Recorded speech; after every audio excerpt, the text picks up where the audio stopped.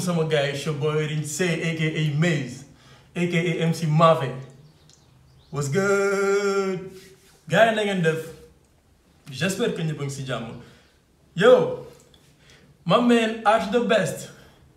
Récemment defoon naa en fait benn réaction ci moom ci quarantaine session, je pense que Jazz One la woon su ma jumul. J'ai eu des commentaires gars yi ne man j'ai abusé dans la réaction, j'ai abusé. Même sama équipe am nañu ma ne carrément je me suis trop enjaillé, tu vois. Hey. Bon, peut-être que je me suis un peu laissé aller aussi, quoi. Mais bref, il avait sorti Million Flows fin d'année 2019, su ma jumul ay novembre ou décembre, novembre su ma jumul. Donc là, il nous vient avec la version Deluxe, tu vois, version Deluxe, bro. Donc, juste pour faire l'histoire, pour nous comprendre la version Deluxe, je vais essayer en fait, je ne veux pas faire l'expert, mais je vais un peu expliquer, vous faites qu'il y a des gens qui connaissent mieux ce que c'est que nous sommes qui art, nous sommes qui industrie, parce que nous on n'est pas dedans, tu vois, on fait des recherches un peu, nous devons faire un commentaire, gars, bénéficier. Donc, en fait, version Deluxe, nous comprenons, moi, en fait, dans un album, et l'album en fait est tellement accueilli parce qu'il y a une bonne qualité, gars, déglu ko apprécié par le grand public. Culture bini côté hip hop bi gars yi déglu ko ñëpp validé ko mu am après des demandes de remix ay artistes par-ci par-là léegi au lieu ngay génnee ay remix yu tas da ngay jëm a def beneen réédition, tu vois, beneen relish job ko def beneen packaging après génne ko mu nekk version Deluxe. Et su ma jumul Sénégal y a pas eu beaucoup d'albums yu am Deluxe, xaw ma yàlla exactement mais déggoon naa daal. Je sais pas ban exactement il y en a mais déggoon naa je pense PBS ils avaient ça. Après je sais pas aussi ndax am na ñeneen ñoo xamante ne am nañu album yoo xamante ne wala ay titres yoo xamante ne dafa am ay version Deluxe quoi. Man moom sama artistes yi ñagas amul version Deluxe, tu vois. Et pour ñi nar a clash ñagas ci commentaire yi bàyyi leen sama artiste bi, tu vois, bu leen ko clash dama koy defaral pouce bas. Nix, je sais pas, je sais pas si Black Crystal amoon na ko pas, je suis pas sûr aussi. Les modes de gomme, PBS, ils avaient ça. On a après H de Best. Peut-être qu'il y a un autre. Donc, vous faites qu'il y a une information, vous pouvez commentaire aussi. Donc, en fait, là, on a la version Deluxe pour le temps est passé. Et nous avons son live de réaction. Il y a beaucoup de featuring à OMG, Amnan Tibi Ben, Lyrical Sambo Pezi, Elzo, Nyom Human, tu vois. Finalement, pour un peu rester équilibré, le modèle son, yo xamantene xeyna du andi ay polémique quoi, artiste bi nga jël wala bëri. Donc il me restait je pense ben son comme Halis wala le son là nu mu tudd ça xam na lay def ba génn ci suma jumul un son lourd wala Million Flows moom G-Base. Donc finalement aujourd'hui on va voir en fait Million Flows moom ak G-Base, DJ G-Base moom ku ko xamul dans la culture bro, on peut rien pour toi, tu vois, c'est the DJ. Est-ce que vous comprenez? Respecter, c'est une légende là. Amul sax demal mu ñëw, tu vois. Borom platini, borom scratchy. That's nice. Donc nous, on va voir H the Best. Qu'est-ce qu'il nous a lâché? J'ai eu beaucoup de déconnects. Instagram, page, média hip-hop et tout. Gars, ils ont partagé beaucoup de trucs. Gars, nous aussi, on va voir en fait une réaction, une impression. So, let's go. Naindem. Maintenant que j'ai déjà écouté en fait le son, hein. J'ai déjà écouté Spotify là pour déglo. Vous faites qu'il y a un peu de déglo aussi. Je pense projet YouTube, mon côté déglo aussi, donner la force aux artistes. Moi je l'ai écouté Spotify, je l'ai saigné pour dire vrai. Na na na na na na na. Yeah. Yeah. Y'all gonna know, man, Million Flows.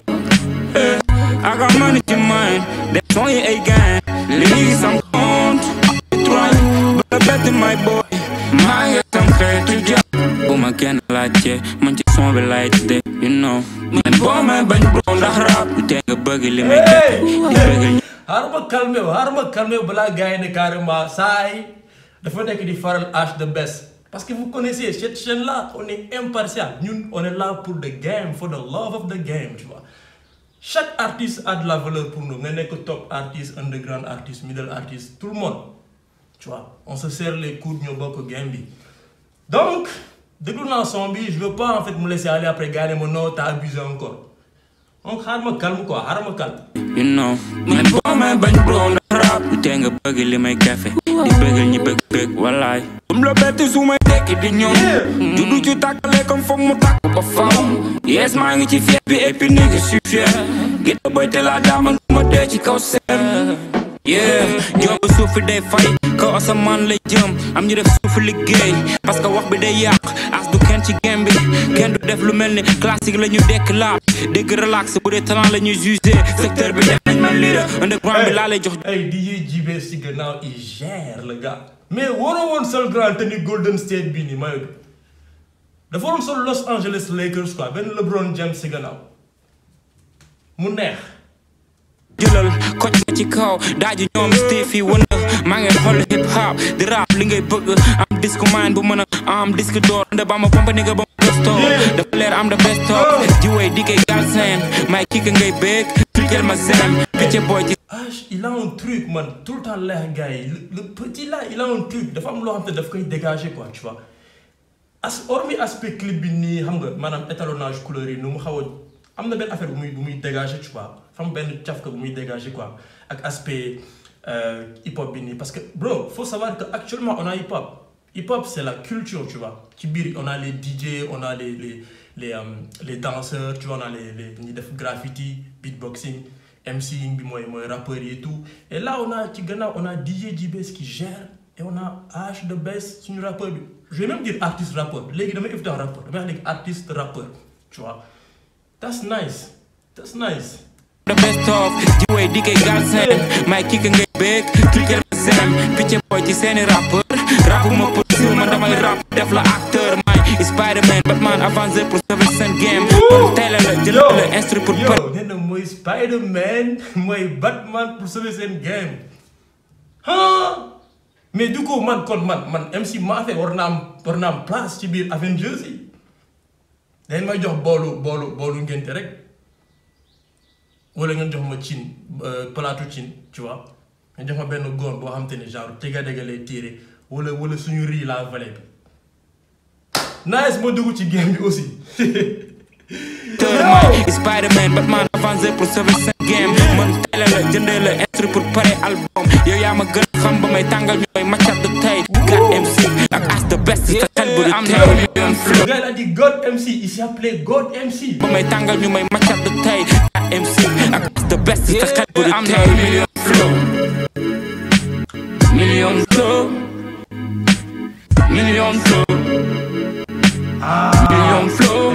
xoolal vignette yi xam nga ça te dalay plonger directement ci benn ambiance vintage tu vois un peu à l'ancienne mais un peu coloré tu vois quoi ak genre grain yi ndaw yi di feeñ ci clip boo xoolee ça te fait penser à ça directement. I'm not million flow. Yeah, my nigga got a million flow. Million flow. Yeah, my nigga got a million flow. Million flow. Yeah, my niggas, million flow. Yeah, my nigga. Souvent man personnellement su ma doon critiquer H de Best en fait ci identité artistique am quoi tu vois identité visuelle am laa ko doon critiquer parce que je trouvais que dafa xawoon timide un peu noppi xaw a réservé et tout mais là ça donne tu vois ça vend l'image boo xoolee dreadlocks yi choose yi carrément drip bi xam nga chaîne yi ci biir frais. yenn saa yi ma nekk gang sa jékki mélancolique man ci baari comme raada baari dama xooleen bit bi benn instant dañu génne kii mu jox la benn effet profondeur ci biir quoi da ngay sentir carrément mu lay duggee. Yeah, my nigga, million flow. Yeah, my niggas, million flow. Yeah, my nigga. yenn saa yi ma nekk gang sa jékki mélancolique man ci baari comme raada baari dama rab chronique classique bu raar bi booy bu ndaw bi moo ci def yëf fu mag ast game bi comme moteur. Déjà il a quel âge? Bro, t'as quel âge, bro? amul lu tax ma def lu kenn dul foog amul kenn kuñ may concurrence du kenn kuy jéem lu may def may borom million flow bi ak junni style esprit wu légende I like a vous I love that esprit légende mu pointe carrément JBase ci ginnaaw that's nice JBase en fait bokk na ci les premiers DJ au Sénégal tu vois il faut le dire ñi def carrément côté scratch bi carrément peut-être même de l'Afrique de l'Ouest je suis pas sûr mais le gars il est respecté dans la culture il est respecté il maîtrise ce qu'il fait il fait beaucoup de formation et tout et je pense que aussi ingénieur de son mosoon naa ko lire benn instant aussi je sais pas si c'est ça ou pas mais reste à confirmer. borom million flow yi ak junni style esprit bu légende I like a vous def ci ses rêves bëgg mel ni man bokk ci move bi as. da ngeen bit bi muy amee benn effet brillance nu muy dóoree teng genre brillance bu muy dégager noonu bro Je kiffe bien. Say hot la ghetto, I'm gonna enter low nigga. Fexeel gëstu ko mu jëm ci kaw si su teewuñu nigga. Respect for every old school. Dama mag ci boy as the best. C'est ça. Respect for every old school. C'est très important parce que ñun ñëpp a bokk game bi tu vois souvent gars yi dañuy bëgg créer genre fracture c'est vrai que am na aussi dans li ancienne génération ni nouvelle génération mais après tout ñu bokk ci game bi ñëpp gars yi ñoo ñu jiitu donc forcément ils ont beaucoup de choses à nous apporter te seen vision plus une vision je pense que c'est plus bénéfique pour nous donc respect old school yi c'est très important déjà le mot respect hip hop c'est une culture tu vois culture la carrément culture de rue la et le mot respect dafa am poids dans la street. Et des gens comme Jay Prince, ils ont même sorti des livres sur plutôt du respect, tu vois. Donc ça parle. Après, peut-être uniquement côté hip-hop, mais c'est la rue, gars. So respect for the old schools. Respect for every old school. Dama mag ci boy, as the best, get right my bendo, get till I'm a million flow. Million flow. Million flow. Million flow. Yeah, I'm a million flow. Yeah, my nigga got a million flow. Million flow. Yeah, my nigga got a million flow. Million flow. Yeah, my nigga got a million flow. Million flow. Yeah, my nigga got a million flow. Yeah, my nigga. Bring in scratch. Yeah, my nigga got a million flow. Yeah, my nigga. Yeah, my nigga. Il a fait quoi? Yeah, my nigga.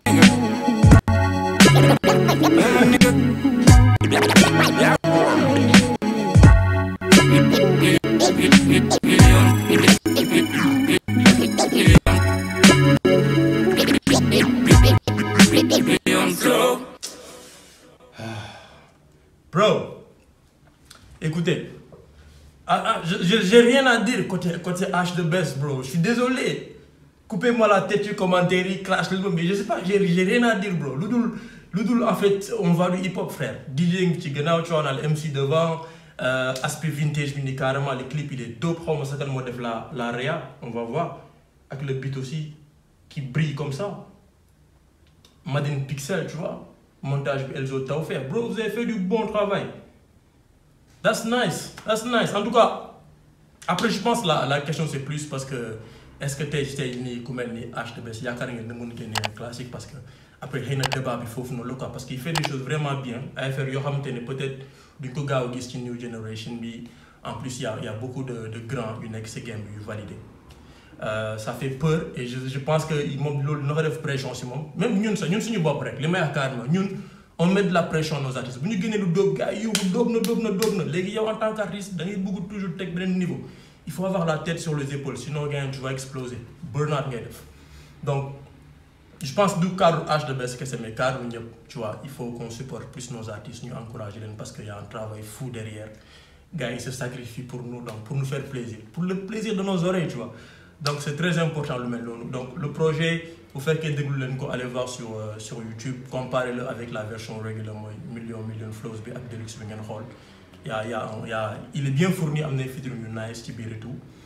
Et ouais, on a notre HTB, donc c'est mon gars réaction donc les règles ñi nga xam te ne bëgguñ li may wax mettre leen pouce bas ngeen commenter ñi nga xam te ne ils aiment ce que je fais commenter liker ngeen partager aussi la vidéo ñu bees ci chaîne bi abonnez-vous. Si on fait des réactions, on parle de rap, on parle de beaucoup de choses. En attendant les gars, restez en paix. Peace.